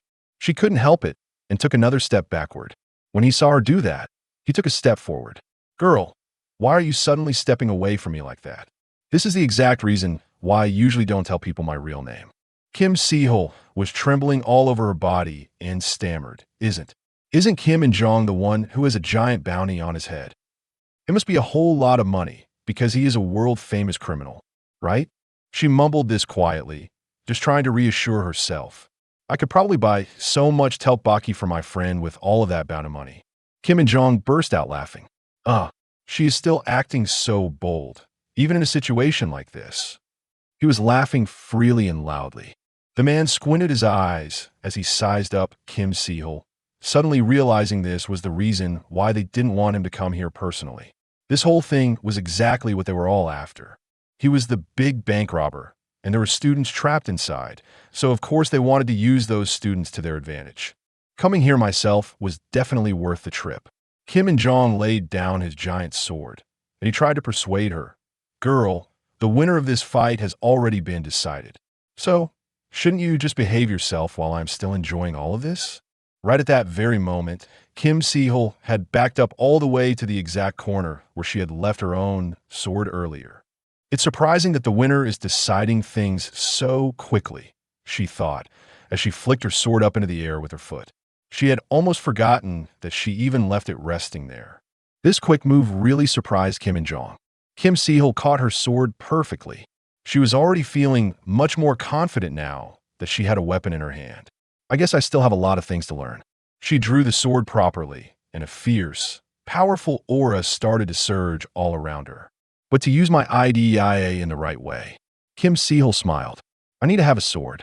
Way down a very long hallway, a few of the students were being chased by people who were all dressed in black. One of the female students was panicking and running so fast that she suddenly tripped and fell. A figure dressed all in black, with a covered face, grabbed the poor girl and pulled her back up to her feet. You come with me. The girl screamed out, filled with fear. Let me go. I said, let me go. After that, the group of black-clad bad guys led the girl, along with Jong Han and all the other students they had captured, into a single room. At the same time, in another part of the bank, inside the men's restroom, Park Jin-sung and Lee Sung-hwa were both panting very heavily. They were hiding together inside one of the bathroom stalls. Park Jin-sung looked up at the ceiling, scratching his head because he was amazed. Wow, maybe it's because this is a fancy bank that it's so clean in here. Lee Sung-hwa worriedly turned to him and asked, Park Jin-sung, should we try to go up higher? This is only the 5th floor, you know. All the other kids are trying to move up to higher floors. Park Jin-sung just calmly sat down on top of the toilet lid and replied to him, It is going to be fine. You just need to stay calm. Park Jin-sung smiled and waved his hand like he was trying to guide him. Now just take a nice, deep breath. Lee Sung-hwa frowned and asked him again, Park Jin-sung, are you feeling okay? Park Jin-sung looked up at him from the toilet seat and asked him back, yeah. Lee Sung-hwa remembered the awful, bloody scene they saw in a lobby earlier and thought to himself, if we get caught by those guys, we might end up just like those poor guards. But Park Jin-sung is completely calm about all this. He looked away from him and just answered, Oh, it's nothing. The voice of Lee Sung-hwa echoed in the small stall, saying, if we stay hiding in here any longer, we could get caught at any single moment. I really think we should try to run away, and fast. He grabbed the hand of Park Jin-sung, who was sitting in front of him, and suggested again, can we please go higher up? Park Jin-sung just remained sitting right where he was, not moving even one single inch. Inside his mind, he was silently analyzing the whole situation. If it were Kim Sehul, she could probably resist them for a little while. But in the end, Park Jin-sung swung his arm away from Lee Sung-hwa's grip and said in a very firm voice, No, running away is not going to help us. He patted his own chest and declared to his friend, We have to fight them. Lee Sung-hwa was completely startled by this and took a big step backward. What? He hurriedly advised his friend. Didn't you see those guards? Even the fully trained adults weren't able to beat those guys. Do you really honestly think that people like us who are only ranked C and F can actually take them on? Park Jin-sung just placed both of his hands neatly on his lap and suddenly asked a very strange and cryptic question. Lee Sung-hwa, Do you think that our souls have ranks? Lee Sung-hwa couldn't understand at all and asked him, why? Why are you suddenly talking about things like this? Park Jin-sung started to explain, I overheard someone talking about something before. He started to recall the words that he had heard. Kim Se-hil's combat ability was only ranked D when she was younger, but right now, she's ranked as an A. Park Jin-sung stated with a lot of confidence, don't you think that our IDEIA isn't the absolute standard to judge how strong a person is?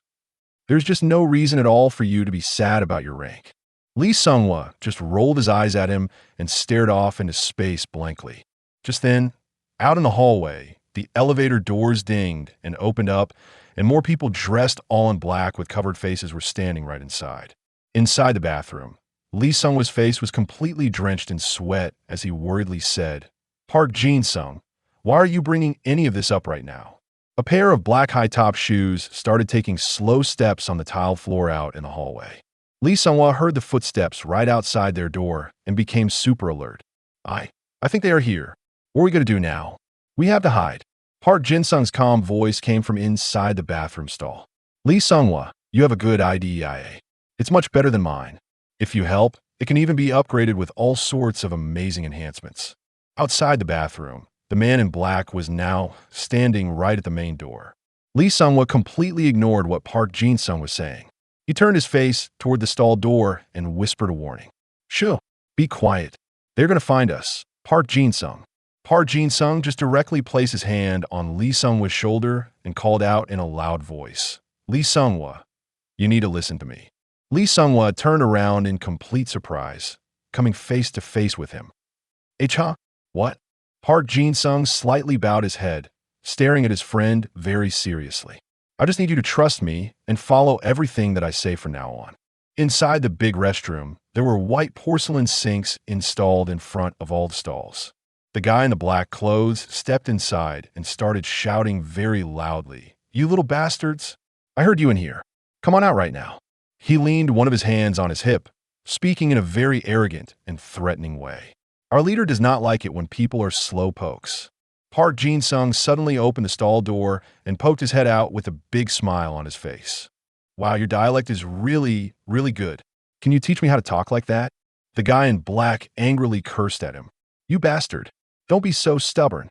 The leader will totally understand if your leg, or maybe your arm, just disappears while we are arresting you. Park Jin-sung just kept on smiling. He stepped all the way outside the stall. Wow. Now that your leader is gone, you sure do talk a lot. That is just awesome. The guy in black shouted back at him loudly, You bastard. Park Jin-sung squinted his eyes. He shouted out to activate his IDEIA. Go. Dagger. A small little dagger immediately appeared right in his hand. Park Jin-sung swung his arm, pointing the sharp tip of his dagger straight at the man. The man just sneered at him and asked, What is that? Do you really expect me to believe that is your soul's true form? The guy in black also activated his own IDEIA. A bright light started to glow from his legs. Shut up already. Just be quiet. He shouted as he dashed toward Park Jin-sung at lightning fast speed. Just accept your arrest. An info panel popped up, displaying accelerated legs. IDEIA rank B. Overall combat ability B. When you start running, you can accelerate from 0 to 100 in just 1 second. Park Jin-sung was monitoring the whole situation while he gave instructions to the other person in the restroom. Lee Sung-hwa, you have to run exactly the way I told you to. Got it. The guy in black had already rushed very close to him. What do you think you're running? I guess I'll just have to arrest both of you. The eyes behind Park Jin-sung's glasses suddenly flashed with a bright red light. A new info panel appeared. Absolute life steal. IDEIA rank S. Overall combat ability S. Physical ability increases to 3 times its normal strength. A dark, heavy, and oppressive aura started to radiate from Park Jin-sung's body. Ahead of him, the guy in black was still charging right toward him. He finally stopped right in front of Park Jin-sung, and then he threw a super fast punch. Park Jin-sung just lightly tilted his body and easily dodged the punch. You're too slow. The man's whole body trembled as he angrily cursed. You bastard. But before that guy could even react, a sharp slash struck him straight into his chest. Park Jin-sung didn't stop there and moved in even closer, wildly slashing at many different spots on a man's body. He pressed the dagger's blade down with all his force while laughing like a maniac. Huh, I'm sorry. I'm really, really sorry. The black-clad man's hooded mask was suddenly cut open by the sharp blade. He tried his best to hold Park Jin-sung's hand tightly, gritting his teeth in pain. You are one crazy bastard. Park Jin-sung just smirked, narrowing his eyes like he was searching for something specific on the black-clad man's body. Finally, he glanced down, focusing all of his attention right on the man's legs. Park Jin-sung suddenly shouted, "It would be so awesome if you could accelerate from 0 to 100 in just 1 second." The info panel popped up again. Accelerated legs. IDEIA rank B. Overall combat ability B. When starting to run, you accelerate from 0 to 100 in 1 second. The black-clad man's eyes opened wide with complete and total shock. You can see my soul's true form. You can see my soul's true form. Park Jin-sung laughed in an excited way, pulling his bloody dagger back out. I wonder, what if I just cut off your Achilles heel? More blood sprayed out from the man's chest as Park Jin-sung wondered out loud. What happens if the one thing you really need to activate your IDEIA gets totally destroyed? Park Jin-sung pinned the man down to the ground, and his eyes were flashing bright red as he guessed, maybe your rank will just drop way down. He raised his little dagger up again. Should I stab it right here? Oh, there are just too many possibilities. I can't even decide. Humans can get all consumed by the desire to be the one who ends another person's life. Lee Sung-hwa's entire body was trembling as he called out to Park Jin-sung. Park Jin-sung stopped what he was doing. He was totally silent, and he slowly turned his head to look back at him. Lee Sung-hwa's legs were shaking so badly that he couldn't even stand up straight. Park Jin-sung's face, which was all smeared with blood, questioned him. You called me? Lee Sung-hwa gave no answer to him. So, Park Jin-sung asked him again. What is wrong? Lee Sung-hwa, why did you call my name? Huh? Lee Sung-hwa's white leather shoes took a step backward, trying to avoid the big blood stains that were all over the ground. His whole body trembled in big waves as he weakly urged him, please, stop, and let's run away. Okay. Park Jin-sung chuckled just twice. Ha, you are wrong about that. Who do you think needs to run away right now? Park Jin-sung stood up, pulling the guy in black up to his feet. Who? Answer me. Lee Sung-hwa trembled all over when he heard Park Jin-sung call out his name. Lee Sung-hwa. You have to either destroy their IDEIA or just end the opponent's life if you want to effectively stop it. In Park Jin-sung's eyes, you could see the reflected image of Lee Sung-hwa. His friend's face was completely full of panic, and he was trembling as he called out, Park Jin-sung. Seeing him like this gradually started to calm Park Jin-sung down from his bloodlust. He stammered, Lee Sung-hwa. Suddenly, Park Jin-sung painfully grabbed at his own face. Then, he all of a sudden lunged at the enemy again and shouted out loudly, You are crazy? Park Jin-sung's glasses fell off his face and onto the ground. He charged straight forward at the enemy. Then he held the man down while shouting back at Lee Sung-hwa. Hurry up, he urged him, telling him to run away quickly. Run fast, Lee Sung-hwa. But his friend still hesitated and just said, Park Jin-sung. At that moment, Park Jin-sung suddenly said something about once the hand turns into a blade. He frantically slashed at the enemy again while loudly asking, That means the whole body has turned into a solid sword. This strange question made Lee Sung-hwa hesitate, not knowing how to answer him at all, and he was only able to call out Park Jin-sung's name. Then, he finally turned around and ran away, following Park Jin-sung's order for him to run. He shouted out loudly as he left. I'm so sorry for running on ahead, Park Jin-sung.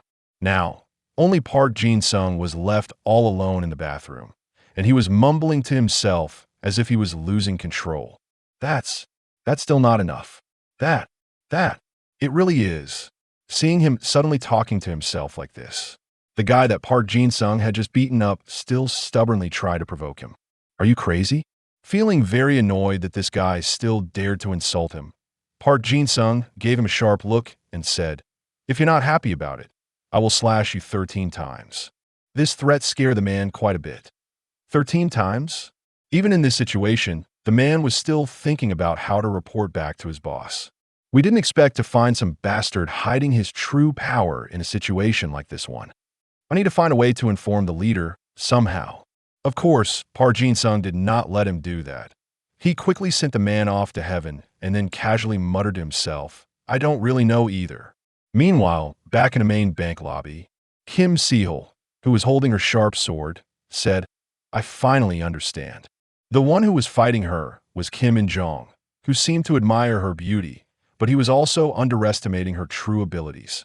He just sees a beautiful sword paired up with a pretty face. She didn't show any anger and instead challenged him, saying that he will definitely change his mind once she uses this sword to hit him. Right? This bold move only made Kim In-jong feel even more interested, and he asked her if she really thinks she can face him now. Instantly, he swung his giant sword right towards Kim Sehul, but she very quickly blocked it with her own sword.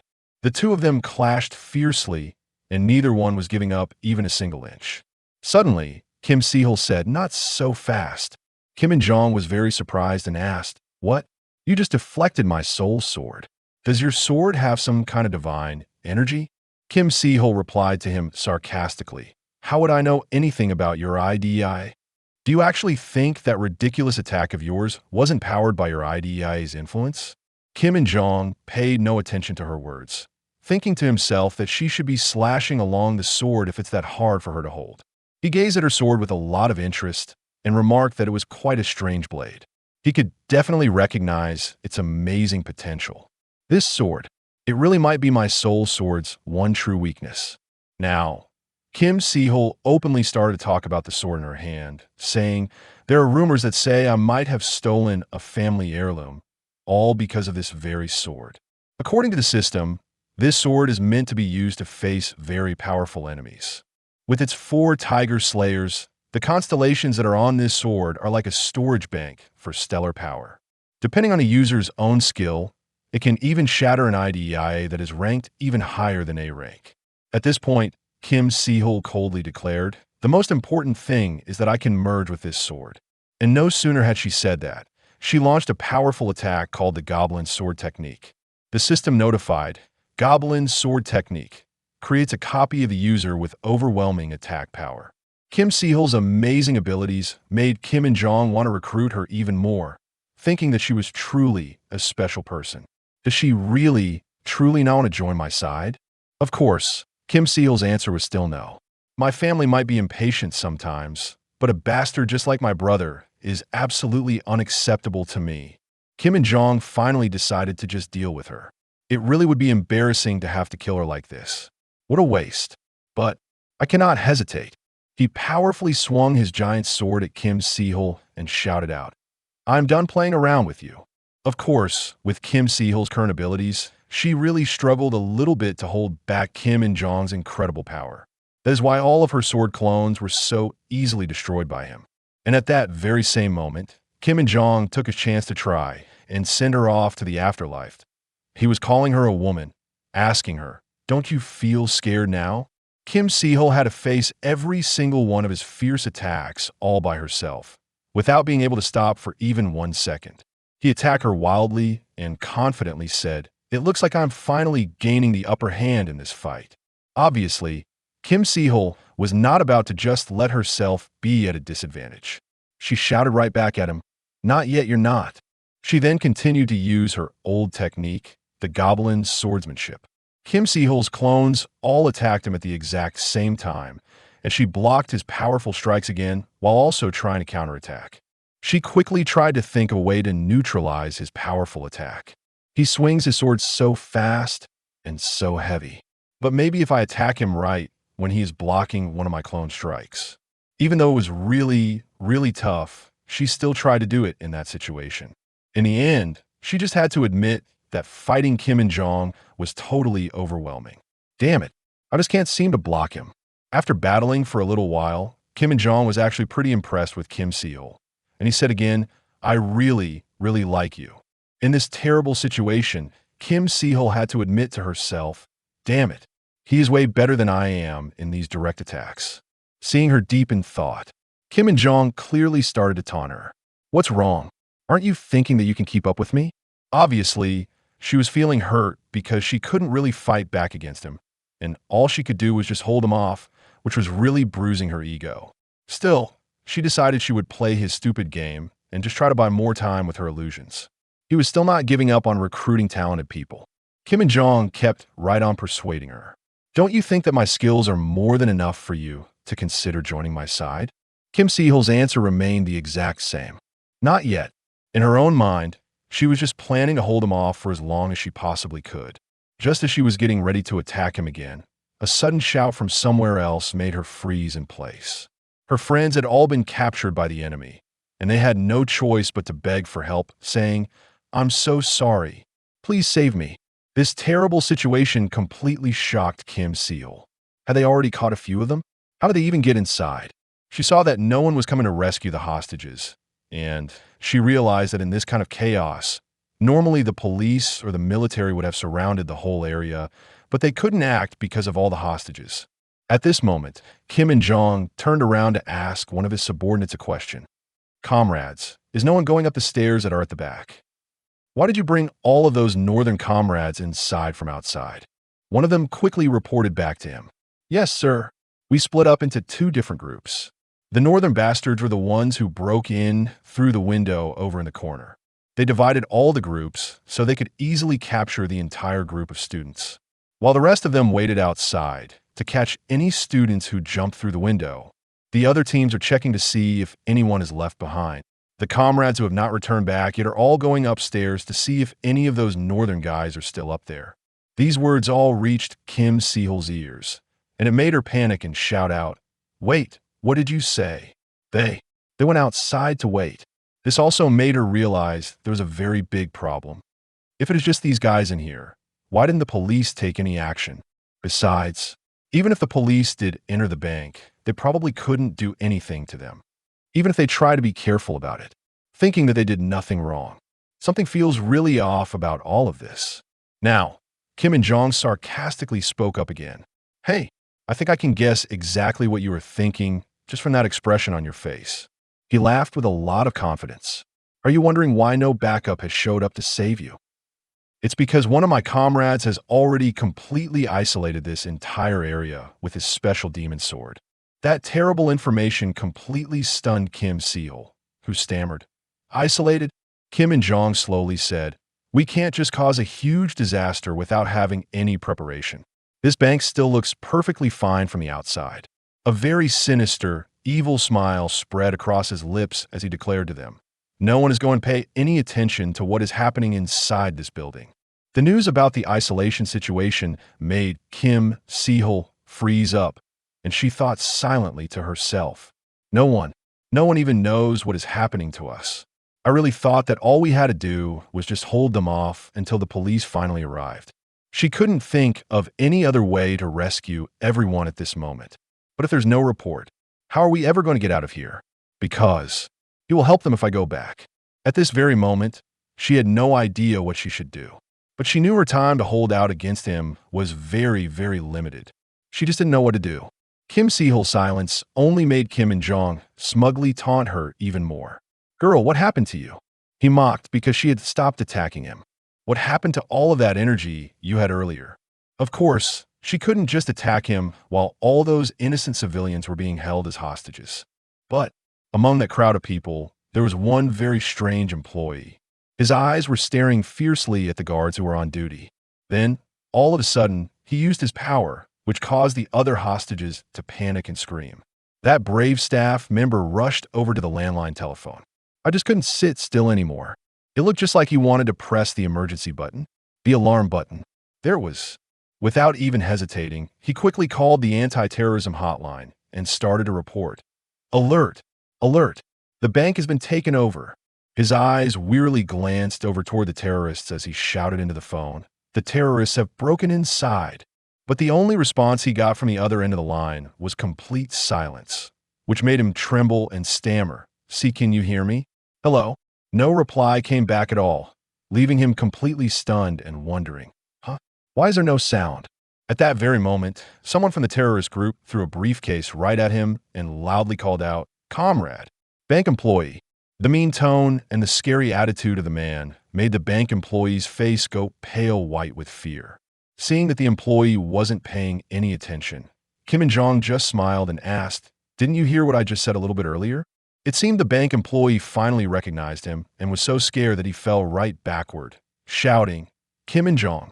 Kim and Jong calmly explained to him why the phone wasn't working at all. I already told you. We have an IDEIA that specializes in stealth. Comrade, that means the telephone and that little call button you have under your seat just won't work. The other bank employees all quickly checked their own cell phones and realized that they had no signal either, which shocked them even more. So that is why it wasn't working for me earlier.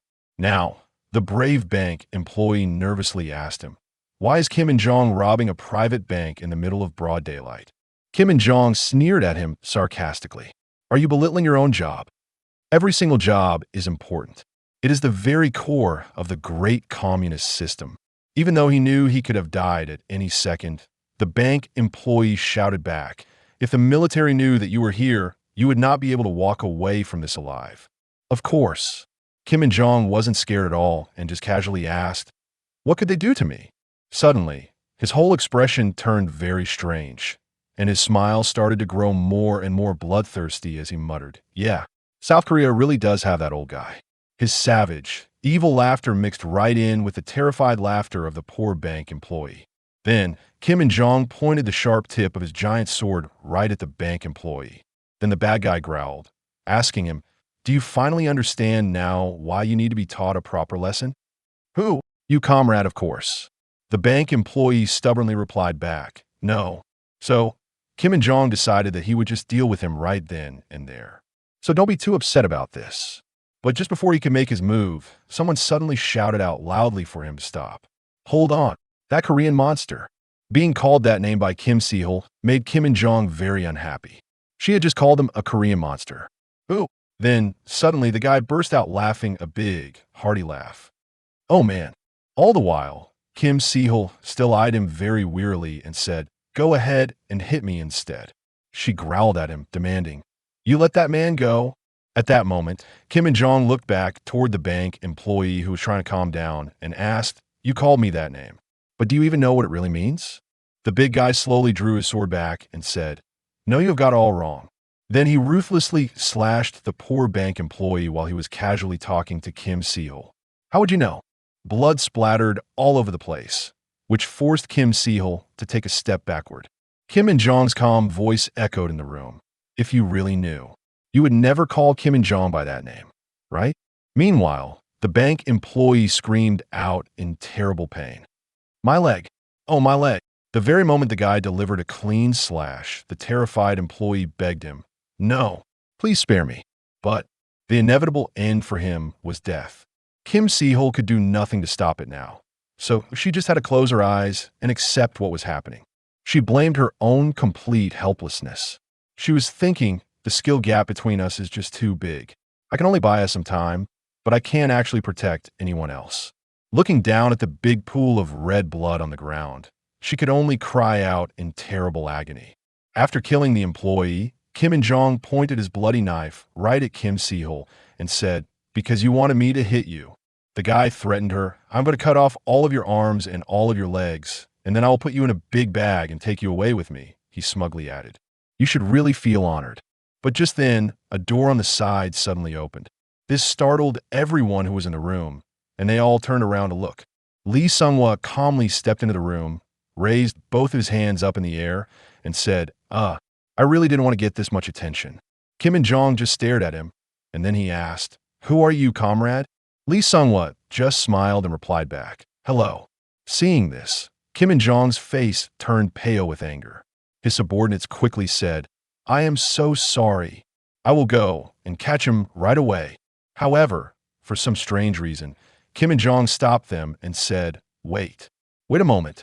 This whole situation made Lee Sung-hwa suddenly burst out laughing. He helplessly thought about his new friend who had told him to come down here, Park Jin-sung. His eyes glanced over toward the terrified hostages who were all huddled together in a corner. And he sighed, this is even worse than chaos itself. Then he looked back at the big pool of blood on the floor, remembering what Park Jin-sung had so carefully instructed him to do earlier in the restroom. It is going to be really chaotic down there right now. As soon as I activate my IDEIA, you have to run down to the first floor and tell all of them that I'm still upstairs. Hearing that, Lee Sungwa had been startled and asked, "What? Go down? But what about you?" Park Jin-sung just smiled confidently and said, "Just trust me. I believe in you, Lee Sungwa." Back in the present, even though Lee Sungwa had followed Park Jin-sung's instructions, he was still hesitating just a little bit. "Park Jin-sung, I did what you told me to do." But now, Kim and Jong smiled in a way that Lee Sungwa thought looked friendly and said, "Comrade from South Korea, please introduce yourself." Lee Sungwa honestly replied, "I am a sophomore in high school. I am Lee Sungwa." Then he pointed up toward the ceiling. "The money that you want is on the 5th floor." Of course, Kim and Jong didn't easily believe him and asked back, "The safe is in a very strange place then." Lee Sungwa coldly said, "My friend is the one who put it there." This news suddenly made Kim and Jong furious, and all of his subordinates who were standing nearby flinched. He asked in a very low, dangerous voice, "Your friend, comrade?" His deadly calm voice questioned his own trembling subordinates. "Ah, now I finally see why you all went upstairs to go search, but you haven't come back down yet." His murderous gaze swept over all of his useless subordinates as he questioned them. "Comrades, a South Korean is still wandering around upstairs, and you are all just standing here completely frozen." They were all terrified by Kim and Jong's presence. One of them quickly knelt down on the floor and shouted, "Commander." He hurriedly said, "I will go and check immediately, sir." A loud bang echoed as Kim and Jong slammed his weapon hard in the ground, which scared his subordinate so badly that he begged, "Please, please give me just one more chance." Suddenly, Kim and Jong placed his hand on his subordinate's shoulder and called out in a deep, low voice, "Comrade." He smiled, deciding to give this guy another chance. "Since my hands are a little tied up down here, I will give you one more shot. You go and bring down all of the money that is in that safe. And bring me the kid from upstairs." Realizing that he was just given a chance to make up for his mistake, the guy quickly stood all the way up and gave a sharp military-style salute. "Thank you, Commander." Moreover, Kim and Jong sternly ordered the other men, "Everyone else, move out right now. I will not accept anything else but success." The other men all responded together. "Long live North Korea." After he had dismissed his subordinates, Kim and Jong glanced back and said, "But wait, there is more." He looked right toward Lee Sungwa and called out, "Comrade South Korea from upstairs." He bluntly threatened him, "Do you want to come over here all by yourself? Or should I come over to you?" Of course, Lee Sungwa knew his own limits and didn't dare to argue with him. I will come over there." His humble attitude really pleased Kim and Jong. "You're a smart kid. I like you." He stepped closer towards Lee Sungwa and then suddenly proposed a terrible idea. "While those comrades are up there holding your friend, that I'm feeling a little bit bored. So, let's have some fun." His footsteps felt so heavy and completely full of menace to everyone who was around him. Then, he looked over at Kim Sehul and asked, "Lee Sungwa, my comrade from South Korea, did you see that little goblin girl over there?" His very next words made Kim Sehul grimace because of how cruel and shameless they were. "If you can bring me one of her hands or one of her feet, I will spare that comrade's life. Can you do that?" He coldly laid down his terrible condition. "Anyone who brings me one of her arms or one of her legs, I will spare that comrade's life." Kim Sehul was completely silent. She was totally speechless.